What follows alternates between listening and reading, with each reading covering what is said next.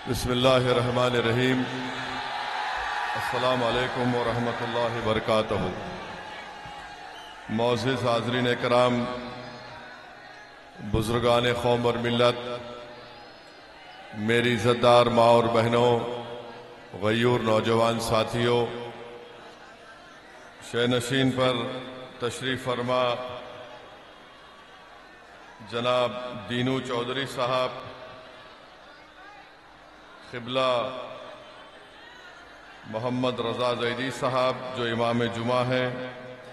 शिया मस्जिद के, सलीम सैफ़ी साहब टावर वाले, सलीम सैफ़ी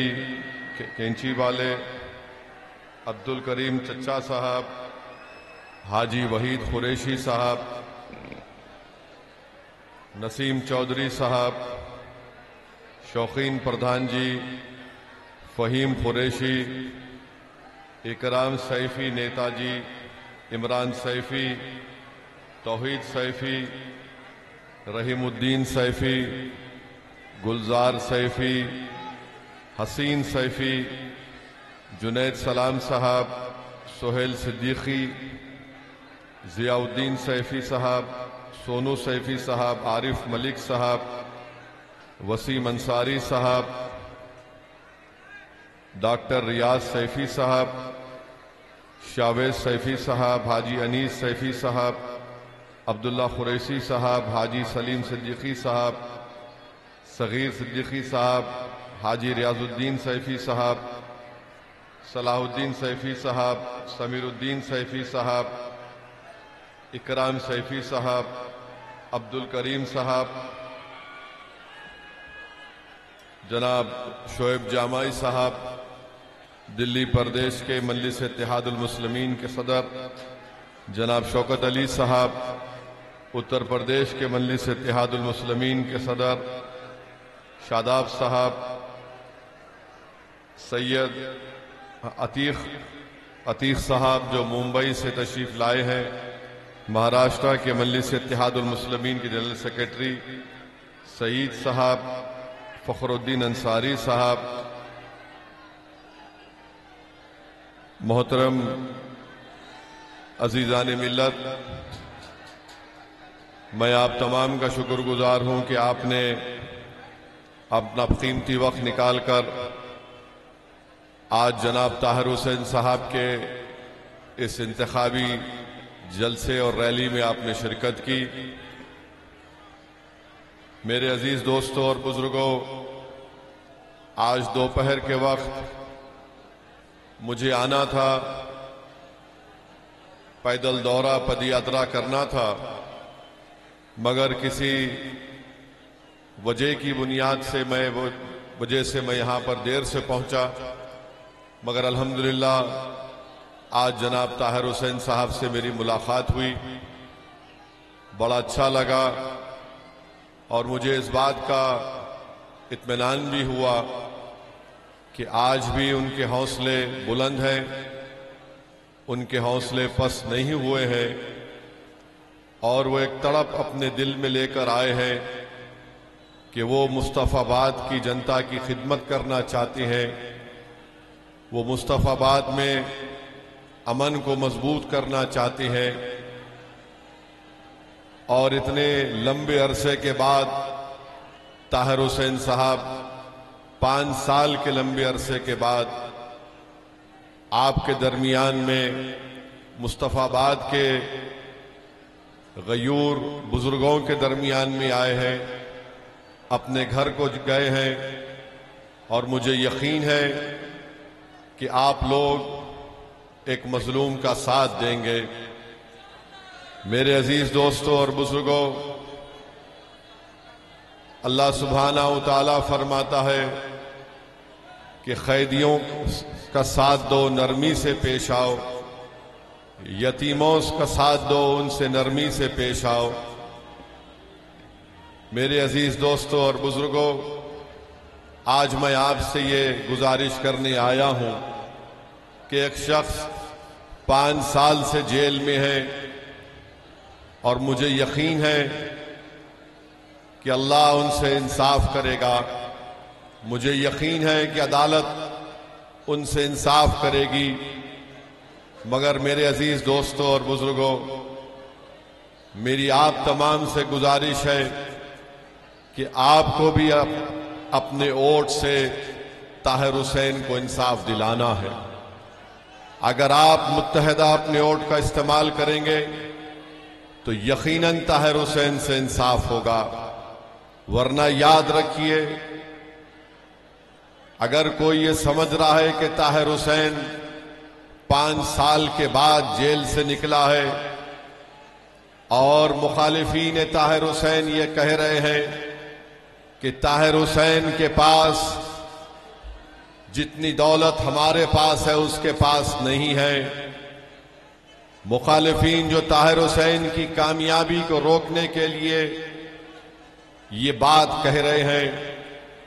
तो मैं आपको ये पैगाम देना चाहता हूं कि अगर आज ताहिर हुसैन नहीं जीतेगा तो कल कोई नौजवान अपना सीना तान कर आगे आकर आपकी इज्जतों की हिफाजत नहीं कर पाएगा। ताहिर हुसैन जेल में इसलिए है क्योंकि उसने उन तमाम ताकतों के मंसूबों पर पानी फेर दिया जो अमन के दुश्मन थे, और ताहिर हुसैन उस नाजुक वक्त में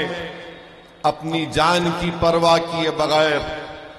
अपने परिवार की परवाह किए बगैर, अपने ज़ईफ बाप, अपनी बीवी की परवाह किए बगैर वो आपके लिए आगे बढ़कर अपने आप को पेश किया। तो मेरे अजीज दोस्तों और बुजुर्गों, ये इलेक्शन तो सिर्फ 3-4 दिन में खत्म हो जाएगा, मगर याद रखिए उन लोगों को कामयाब होने मत दीजिए जो मंसूबे बनाते हैं आपको तबाह बर्बाद करने के लिए। आप उस पार्टी को अपना वोट मत दीजिए जिसने अपने ही पार्टी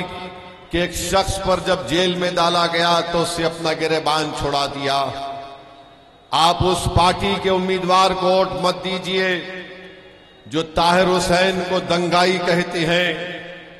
जो शिफा को दंगाई कहते हैं और ये कहते हैं कि इनको वोट मत दो क्योंकि ये जेल से आए हैं। मेरे अजीज दोस्तों, मेरी इज्जतदार मां और बहनों, ताहिर हुसैन जेल में जरूर गए हैं, मगर क्या केजरीवाल शराब के मामले में जेल को नहीं गए? क्या केजरीवाल पर ताहिर हुसैन की तरह भी संगीन फौजदारी के दफात लगाए गए? कैसे 6 महीने के अंदर केजरीवाल को बेल हो गई? जो शराब की पॉलिसी में जेल को गया और 6 महीने जेल में रहता है तो मुख्यमंत्री भी है। सिसोदिया 15 महीने जेल में है और यही सिसोदिया की विधानसभा में तबलीगी जमात का मरकज है। मैं मुस्तफाबाद की जनता को, ओखला की आवाम को और दिल्ली की आवाम को बताना चाह रहा हूं, यही आम आदमी पार्टी की सरकार ने जब कोविड के वक्त एक झूठा इल्जाम तबलीगी जमात पर लगाया तो इसी केजरीवाल की सरकार ने तबलीगी जमात के खिलाफ एक FIR रजिस्टर करवाया था। मैं याद दिलाना चाहता हूं, जब पूरा देश और दिल्ली कोविड में हर कोई परेशान था तो यही केजरीवाल की सरकार हर रात में एक फिगर देती थी कि इतने दिल्ली में इतने लोगों को कोविड पॉजिटिव हुआ, इतने अस्पताल में गए। उस लिस्ट के नीचे लिखा जाता था मरकज में इतने लोग कोविड की वजह से उनको शिकार हो गए। ये आपको फैसला करना है, खास तौर से मुस्तफाबाद, ओखला की आवाम को, कि जिस आम आदमी पार्टी ने तबलीगी जमात के ऊपर FIR दर्ज करा के पूरे देश में मुसलमानों के खिलाफ एक झूठा प्रोपेगेंडा मुहैया किया कि इन दाढ़ी वाले और इन टोपी पहनने वालों की वजह से कोविड देश में फैला है, जो बाद में अदालत ने कहा है कि सरासर झूठ है, मगर ये केजरीवाल की सरकार थी। जब 5 तारीख को डालने जाएंगे तो याद रखो, जिसने तुम्हारे खिलाफ नफरत की दीवार और आंधी को खड़ा किया, क्या तुम उसको वोट दोगे जो इल्जाम झूठा साबित हुआ? मैं जानता हूं कितना जुल्म हुआ, मैं जानता हूं कि कितने लोग मरकज में फंसे हुए थे। मेरे ही हैदराबाद से कई लोग यहां पर फंसे हुए थे। किस तरह से उनको अजियतें दी गई, किस तरह से उनको परेशान किया गया। उनके साथ उनके घर वाले थे, उनकी बेटी और बीवी थी। किस तरह उनको ताने मारे जाते थे, किस तरह उनको गालियां दी जाती थी। कहां था ये केजरीवाल जो आज अपने आप को कहता है कि मैं बड़ा सेक्युलर हूं? मेरे अजीज दोस्तों और बुजुर्गों, इन बात को याद रखिए कि इस शख्स और उसकी पार्टी और हुकूमत की तरफ से पूरे मुल्क में अगर सबसे पहले इल्जाम किसी ने लगाया तो इस केजरीवाल ने FIR दर्ज करवाया। मगर यही दिल्ली की सड़कों पर जब एहतजाज होता था, गालियां दी जाती थी, इल्जामात लगाए जाते थे, तो क्या केजरीवाल की सरकार ने कोई FIR दर्ज किया? नहीं किया।